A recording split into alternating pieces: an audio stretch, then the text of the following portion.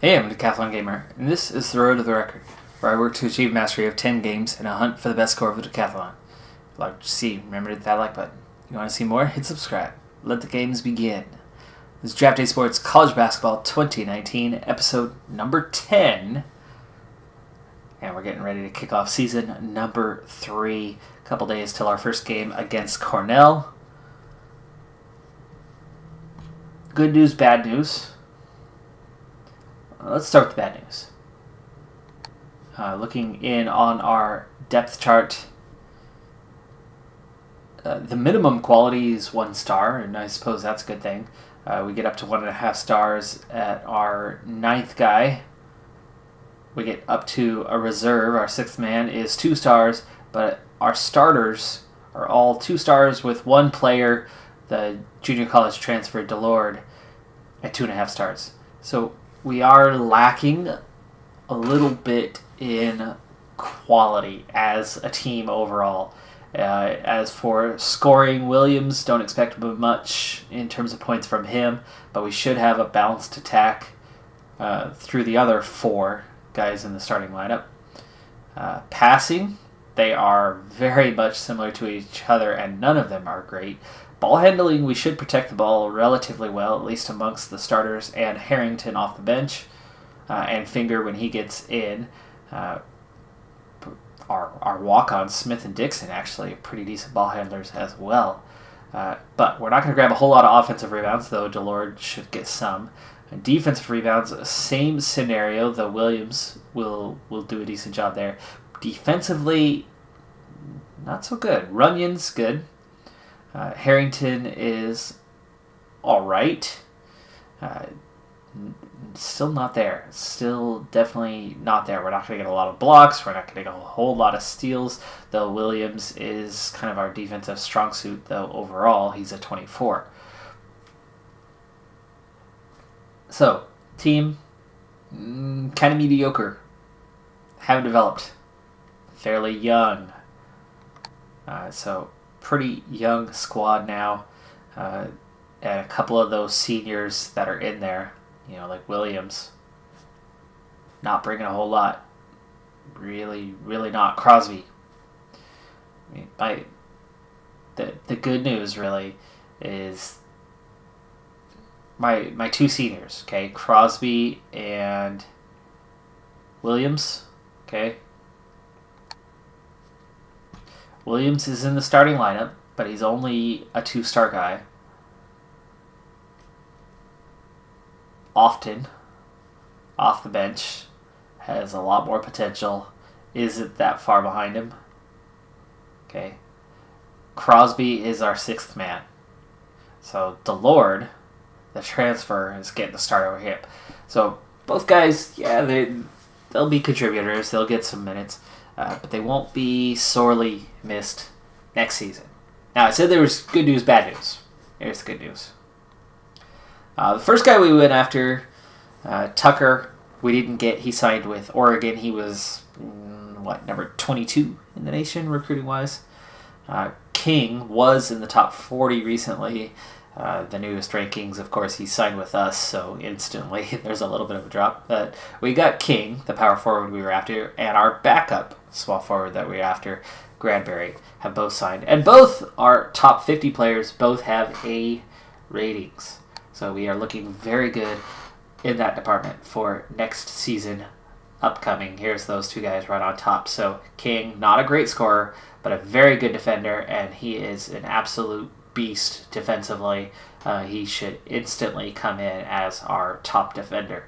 Granberry, the other guy we signed, not quite as good defensively, but he is a really good rebounder, a really good athlete, and he will definitely put that round object inside that other similarly round object, but shaped very differently from that first one.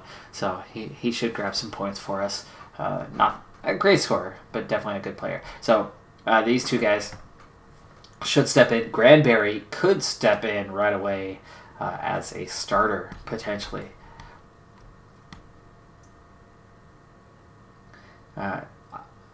One thing I'm nervous about, though, is that Granbury has a 3.0 GPA, which is good, mind you, but we have very high academic standards, so there is a small chance that Granbury will not clear. So as a result, I've continued to do some recruiting, especially during that contact period, because those guys all signed by the second week of contact period.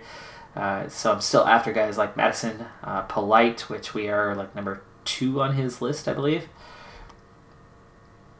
And we've gone after a couple other guys as backups as well, though some of that list has shrunk as guys have gone off and signed with other schools, as we did not offer them scholarships.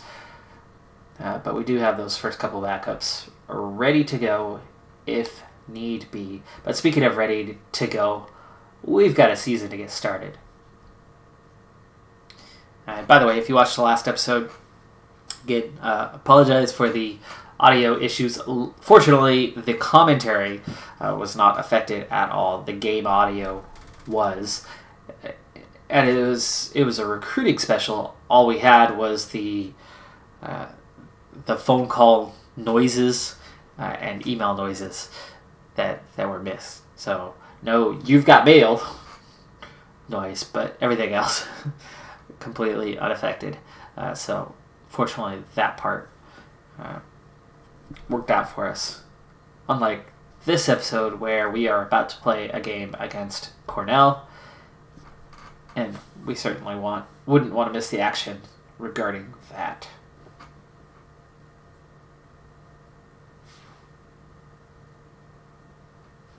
Season underway. Quick glance, top 25. Some of the teams already.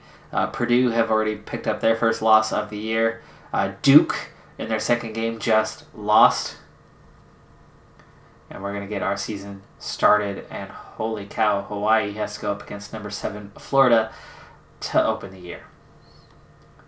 But that's not us. We've got Cornell. Cornell, much lower ranked team. We should, theoretically, win this fairly comfortably. Looking back, there's quite a bit here. Let's see. Cornell. The scouting report. And look at that. We actually have a chance in a game. The game has not liked our chances very often. Again, team still got a lot of work to do. But it looks like these first couple of games, things are pretty balanced. I am a little worried about this season. I have a feeling we are not going to get promoted this year. We're not going to meet the team objectives. It very well could be a mediocre season. I don't think I'm going to have any difficulty with relegation. Last season I was completely worried about that right until the end, and we nearly found ourselves promoted, just missed out. So that was definitely better than I expected, especially after the year we had before. But this season, I'm more optimistic than I was last season, but I expect us to be worse than we were last season. If that makes sense, because in the end, we ended up a pretty decent team. So, season tip-off has begun. Yes, I used the Matt Knight court with the Pat Kilkenny floor. See, there's the Matt Knight, son of Phil Knight.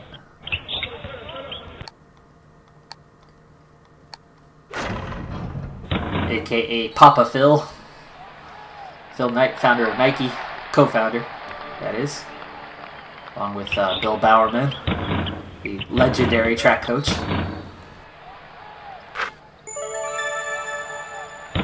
And finally, we get the scoring off and going here on the season. And now that the audio is fixed, the audio is too loud. Bring it down a notch here, coach. There we go. All right, traveling call there, and I'm a little behind on what's going on action-wise, but we finally grab another free throw, 2 to be exact, and all 3 of our points of the season have come from the free throw line. A lot of foul calls already, both teams on 2.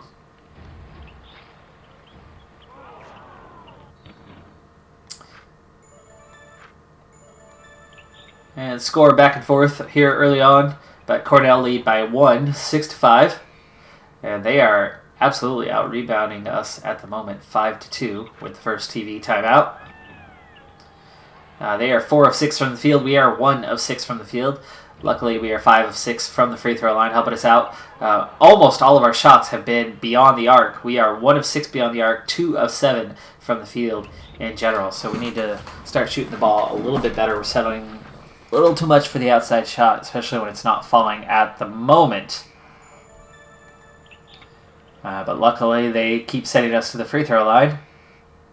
And that has absolutely helped us out in this one. We are already approaching the bonus with 12 minutes to play in the half. Kick ball on that play. We inbound. We take another 3. Now 1 of 7. And yeah, tie game, 13-13. Rebounds, we've leveled off quite a bit. We're only a -1 now. Turnovers, we are a +2. We're just not shooting well, so if we can fix that, it looks like we could pull away pretty easily in this one. Take a look at the options here for a second, and pause at all stops. Hey, look at that. We'll return, and let's just play through this one for a while. I think I'm going to balance in between those. It was left in the comments for me. Thank you for that. That option was there. I swear I clicked on that during the first season and not had it work. But it seems to be working now. And speaking of working, so is our offense as we now lead 30-21, 32-21. Finally got another three-pointer in.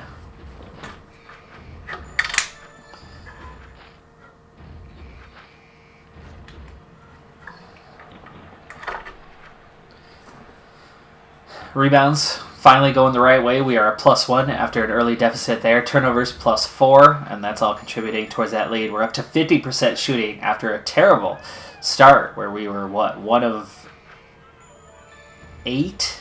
I mean, it was bad. It was very bad. But things have righted a bit. We're still only 3 of 12 beyond the arc, but at the half we lead 49-35.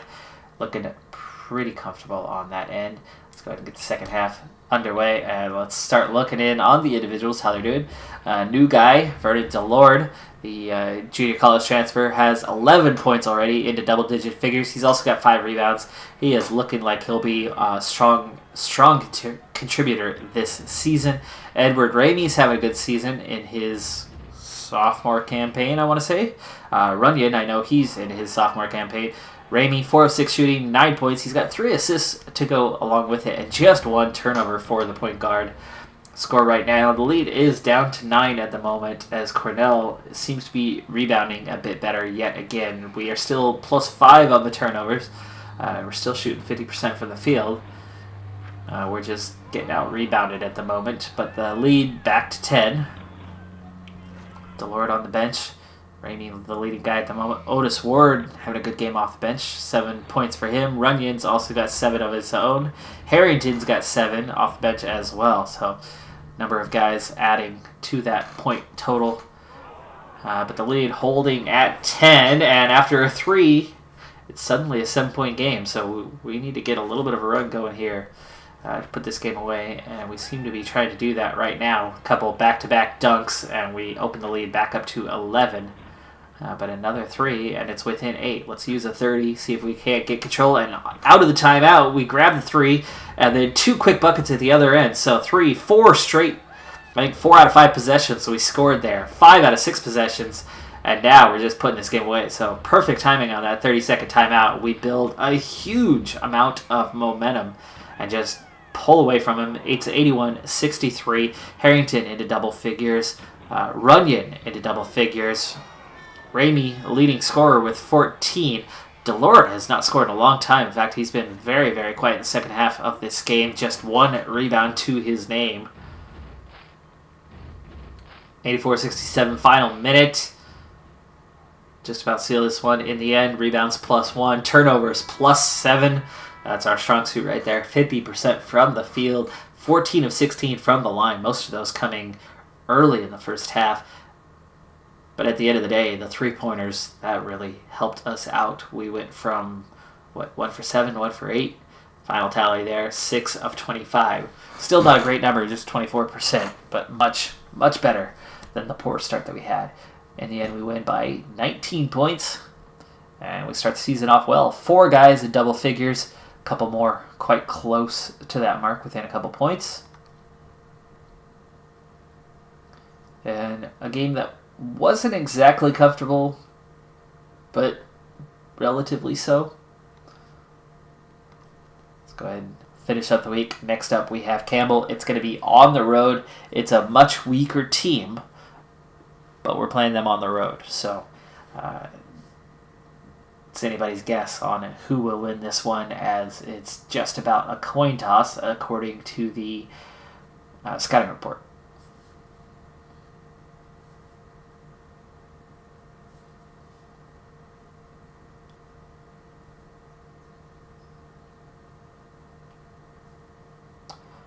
Duke almost certainly is going to drop off the top of the rankings after that opening week loss. But meanwhile, the rest of the top 6 get things. Florida lost. They were playing Hawaii. Hawaii beat Florida. Yes? Has to be. That was Hawaii that was scheduled against Florida. Remember making a comment about that. So, Hawaii beat Florida to open the season. That's big. That's very big. Meanwhile, we go to 2-0 with the win over Campbell, so we do get the win. I was a little worried about getting some road wins this season, and I should stay worried about that because it was so close. 79-78. 26 lead changes, 18 ties in the game, and the biggest lead of the night was just 10 points, held by us. They never led by more than 5, but that could not be much closer. Second chance points go towards them, but overall points in the paint go to us, and we got a lot of our scoring done in the paint. Harrington put in a solid 20 minutes. Crosby put in 12. Plus minus was 11 for Harrington, so he's pretty much hero of the day, even though he only managed 6 points. But 4 big rebounds, 4 big assists for him, as he is the primary backup to both of our guards. 21 points for Vernon Delord, and he picks up player of the game. So the transfer out of junior college really stepped up here early on in the season, and making a name for himself in the city of Portland. Okay, I got letter of intents from both guys. That's good. I will not know until January for certain whether Granbury will qualify or not. So that's when things will get interesting on that one. Syracuse. We got Syracuse coming up. South Carolina coming up. We do have a couple big names, big teams, big opponents here in the non-conference schedule. For the most part, most of the games are going to be relatively manageable. Next up is James Madison. Heavy favorites. Overmatched big time. They might be 0-2, but it looks like we might just well get crushed in that game. UMass, who not so long ago were absolutely one of the best programs in the nation, have really, really dropped from that pinnacle, from that peak. Still favorites over us, though. Both of those home games where we should have a chance, but it looks like one of those two might not go so well for us.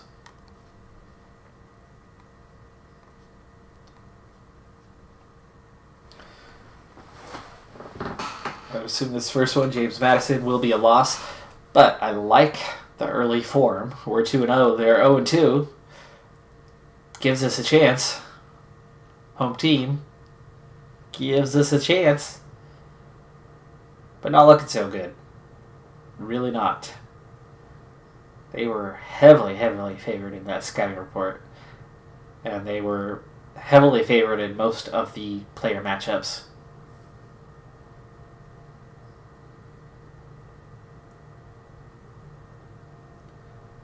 One more day until that game comes up on the calendar.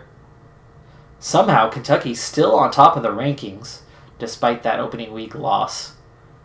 Florida, meanwhile, they jumped well down the rankings to 18th.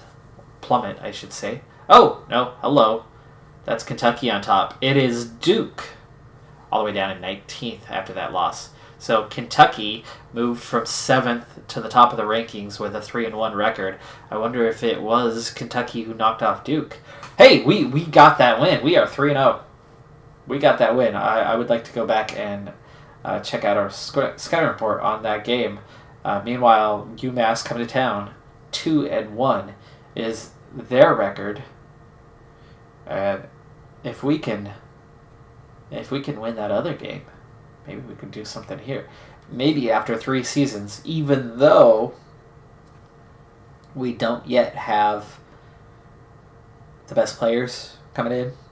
I don't have 4-star guys. I don't have 3.5-star guys. I don't have any 3-star guys. But the team is playing as a team now entering the 3rd season. Hey, it's too early to say. We're only 3-0. And we've had favorable matchups in 2 out of the 3.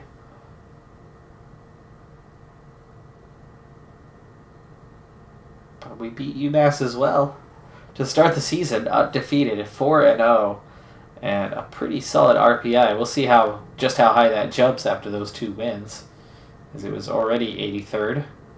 It actually drops to 99th, awkwardly.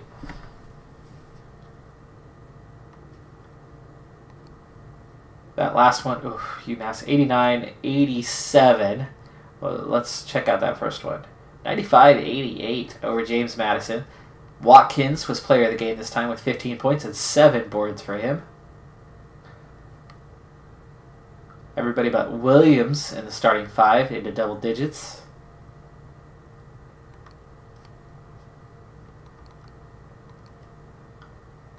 And a 2-point win against UMass. This time it's Runyon, the sophomore, with 20 points and 9 boards, nearly grabbing a double-double. Meanwhile, his counterpart in the post, Delord, does do just that with 10 rebounds. He's got 19 points. So those two combined very, very well. And let's see just how good were we in the paint. 30-24, 22-5 on second chance points, 16-8 on the fast break. And that was an overtime game. That came down to the overtime. 26 lead changes.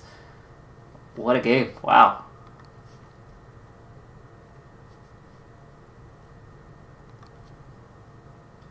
Okay, VMI, Detroit Mercy both coming up.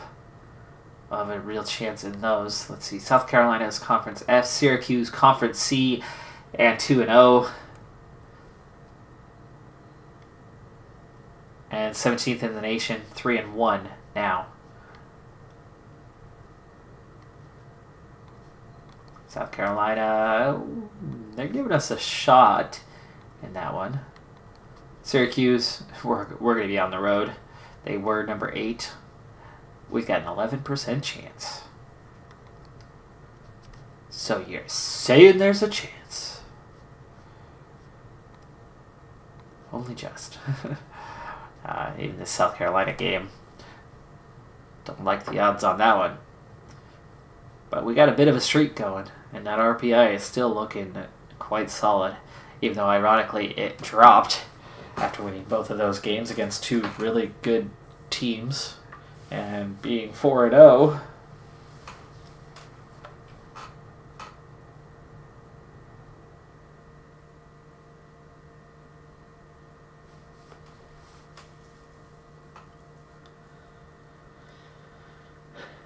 But I guess that one mostly just came down to we were 2-0. And a lot of teams weren't.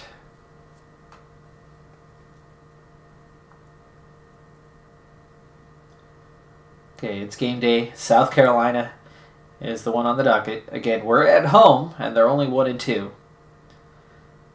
But they are definitely a better team, higher conference than we are. But we yet again pull off the victory. And that's 5 wins already. That can go a long way towards getting us some sort of postseason tournament. Of course, it's only the conference schedule that really matters when it comes to whether you go up, whether you go down, whether you stay put. But those non-conference wins definitely improve your profile for those postseason tournaments. Syracuse, number 17 now, 4-1, and we've got to go to New York for that game. Goodbye opening win streak. We got a handful, but we now have a handful in our next matchup. Syracuse will be much too much. The 11% chance, which means blink your eye and the chance is gone. Wink at somebody, and you might just see out of one eye that opportunity disappear in the opening minutes.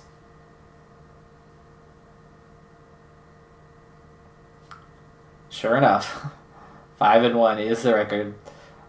We'll check the box score on that one just to see how ugly it could have been, or whether we played remarkably injured. Come on! It's bad enough that you put us up against one of the top teams in the nation, but then they go out and beat up on us. Hey, I like what I'm seeing here, though. Gonzaga on top, 7-0. Got to root for the home state team, even if I'm nowhere near.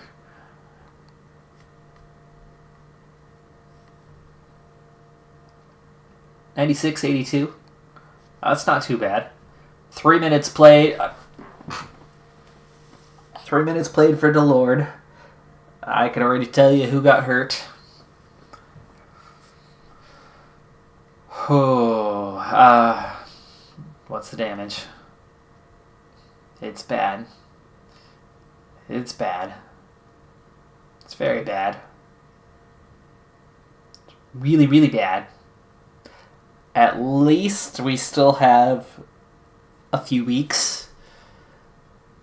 So half the time that he's going to miss, roughly, is going to be non-conference games that don't matter as much. It's that conference schedule that really matters. RPI, even though we lost, we played okay. So the RPI went up to 68th, especially after beating South Carolina. We had a 2-point lead at the 3rd minute. In his stead, Grant Harrington, his minutes jumped to 25, and Cordell Crosby, of course, is going to be in his place. He's the only other 2-star guy. I mean, at least it's that, but our best player just went away. So now I have a starting 5 of all 2-star guys for the next month and a half. 16 points for Crosby, by the way. 5 of 8 shooting. Really good at the free throw line. 6 rebounds. But I like Crosby as a 6th man, and I like having our best player on the court. So quality just dropped. Life just got a lot more difficult for this team going forward. It's close at halftime. Played well. 34 points in the paint despite missing our best player. But Nate Rivers put up 41 and had 18 boards.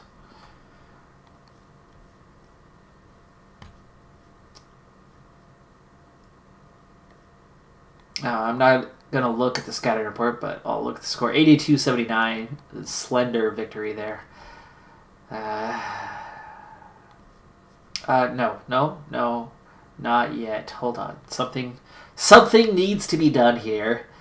We need to evaluate where we're at. DeLord, this is perfect timing, actually. Jefferson and Reiner. Okay, all 3 of these guys need to work on their grades. Now's the best time to do it. Especially while DeLord is going to be out for a while. So I'm going to give these guys all a call and tell them to work. Grab a tutor for the next month. Jefferson, yes, you're the other one. call academics tutor 1 month. End call. And Delord. Ugh. Ugh. Uggity. Ugh. Ugh.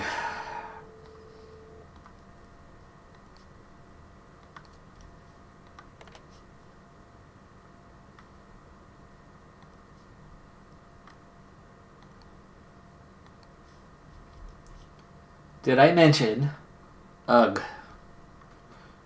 I did? Okay. Just checking.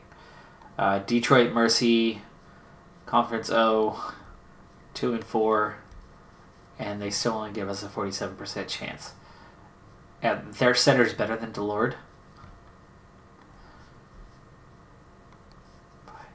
I have a team that plays as a team this year, which is good.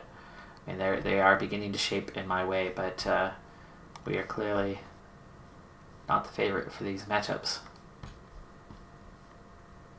Hey, there's the first time all season that they're looking at us as potential winner. Likely winner, even if it's by the slimmest of margins. But despite all that, we are 5-1. It's just going to hurt without Delord here for a while. I have a feeling that win percentage is going to slip a bit. I'm not saying we're going to lose every game. Like Detroit Mercy. It's winnable. We're at home. But I'm going to kiss those road wins goodbye. And I'm going to be nervous even playing a Detroit Mercy. Because just a couple days ago I would have said, oh yeah, we'll win that game. Not so sure now. Meanwhile, top 25.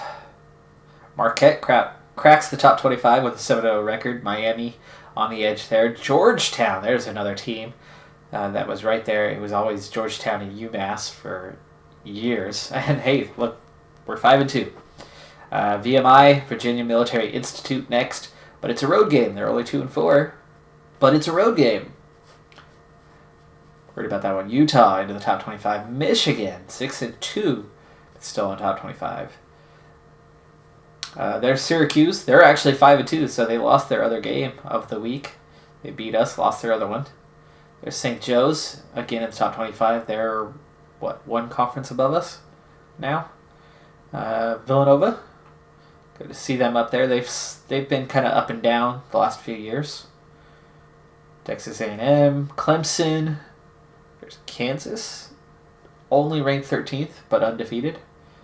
Indiana's up there. Duke back to 6-1, trying to claw their way back up. Kentucky. Remember when they were ranked number 1 at 4-1? Now they're 6-1 and ranked number 10. A little confused by that one, just a little bit. Notre Dame, 8-1. New rankings. There's Duke climbing back up to 5th. Gonzaga on top, though. We did get one win on the week, so that's good. 6-2. Let's see, that was the win. 81-68 on the road.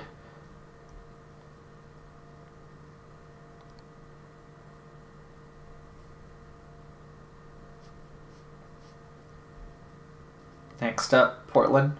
Portland, for them, having a decent season, 4-4.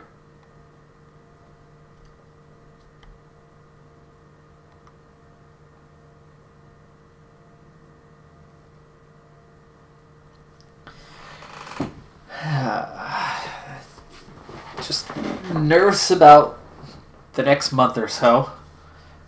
But 6-2, definitely not bad. Not bad at all.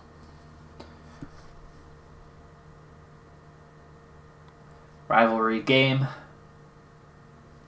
I did switch my rivalry from the 2017 edition to this one. It was Portland State, but now it's UP.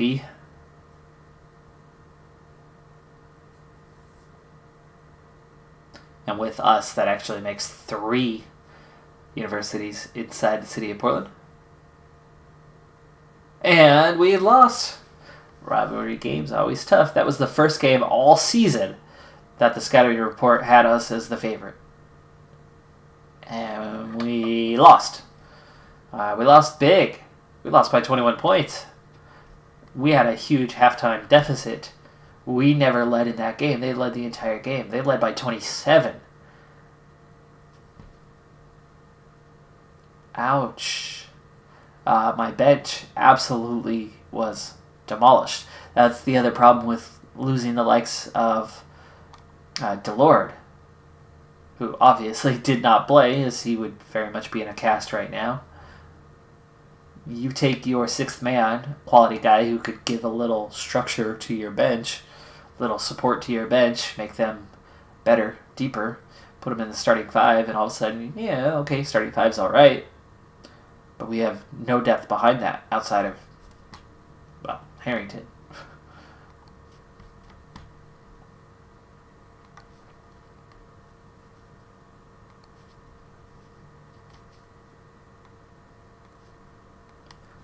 Next on schedule is Drake. I have not looked at a scouting report on them, but they are 3-4 overall. My Ducks back into the top 25 now, 7-1 on the season. Not bad considering they started ranked 21st. I would figure a 7-1 record might boost you up a little bit, but it also depends on who that loss came to, of course.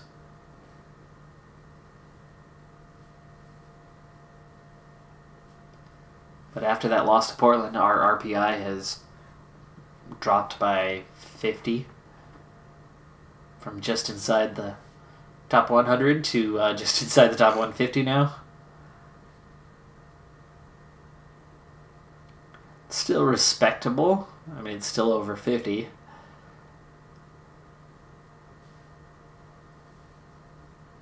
But it's definitely not where it was.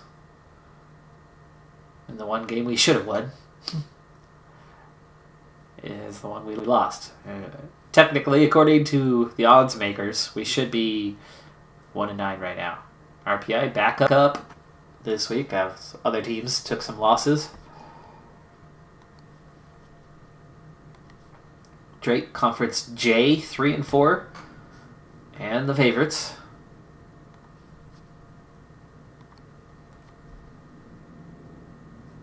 Again, we are favored to lose, so we remain at just one game all season where we are actually the favored team. That's quite sad, really. Drake, we've got opposite records of each other. You would think form would favor us. Not so sure about that. Again, the missing Delord thing really hurting. We are, well, technically 1-3 because he only played 3 minutes of that Syracuse game. So we are 1-3 since Delord went down with his injury after a nice 5-0 start. A bit of a rough stretch here, and it's still another month until he's going to be back on the court. Let's see if we can't grab a win here. It is at home. Come on, guys. Come on. Drake's struggling.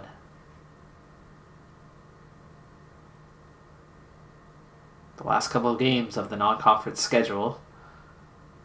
There! Okay, we got it. 7-3.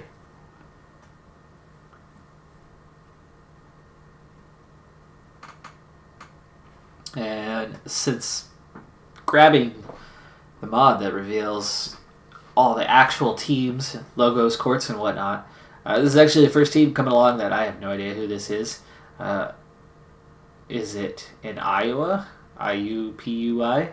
Wondering if that first Iowa, the first I might be for Iowa. Could be Illinois. It's somebody. Obviously. But I'm afraid I do not know who that somebody is. Boise State, Mississippi, that's going to get our conference schedule going. Boise State just 2-8. They beat us out last season in that 2 seasons ago in that tiebreaker. They stayed put. I got relegated. They turned right around and got relegated that next season. So now we're playing again together. So I've got some revenge to get on Boise State.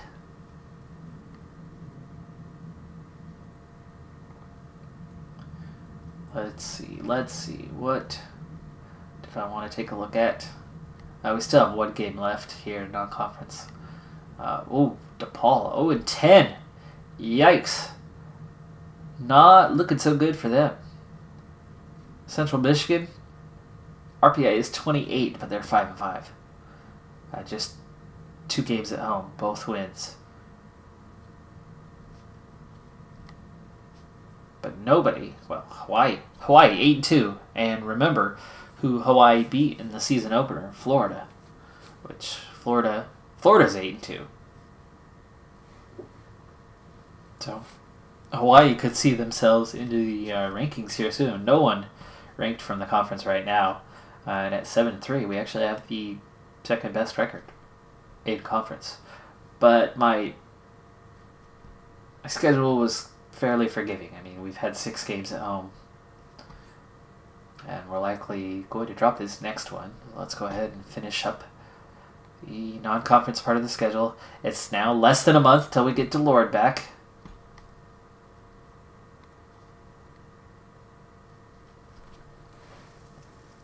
That is really not soon enough, because I'm not too worried about this game coming up here in a couple of days. Win or lose, not a big deal. 7-4, 8-3, both good records entering the conference schedule. Certainly boosts our resume when it comes to the potential of postseason play. But it is absolutely conference schedule that matters. I mean, not being in the bottom 4, that's priority 1. Trying to get into the top 3, even though I have a 7-3 record right now, I'm not so sure about that. And certainly missing Delord for another 3 to 4 weeks, that's pretty iffy right there. Okay, game day, last non-conference game of the season here.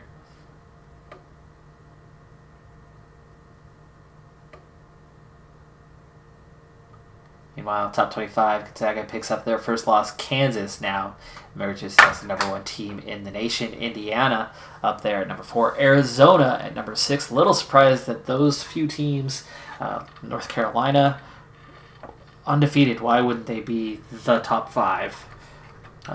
Teams like that. We did lose the game, 7-4. 85-78 final on that one.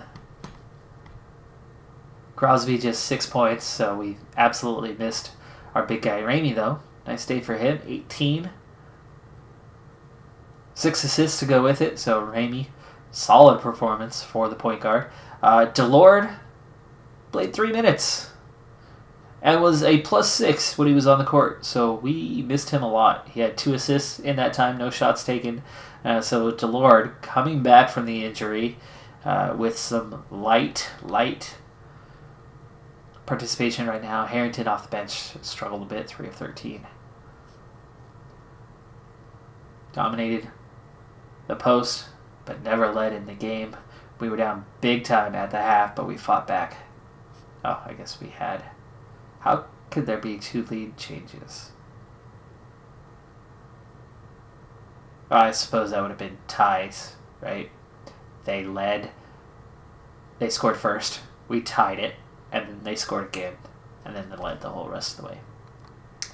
There you go. I figured it out. I'm not Sherlock Holmes. Yeah, thought I was, didn't you? No. Okay. Last thing here. Let's take a look. And really, all 3 of you... Ooh, no, it's Ramey now. So one of them fixed his grades. Jefferson. Yes, Jefferson. His GPA rose a little bit. But now Ramey has not been focusing on his grades, and his grades have dropped. So, Reiner and Delord getting a tutor did not work so well. I'm going to have to address that again. I'll do that here off camera in a moment. And then now Ramey, and that hurts because he is absolutely needs to focus so he can improve. Delord, we still have some time. I mean, he's got 24 days till he's back to healthy, so he's missing a lot of practice time anyway, so I don't mind putting him on extra work. But ouch, that's getting dangerously low of losing their eligibility. So I will be focusing on that here in just a moment, and then when we come back next time, we will open up our conference play at home against Ole Miss. That's going to do it for this episode. I'm Decathlon Gamer. And remember, I'm aiming for the best of the best. So if you're ready to join me on my journey, hit subscribe and tune in next time on my road to the record. Bye for now.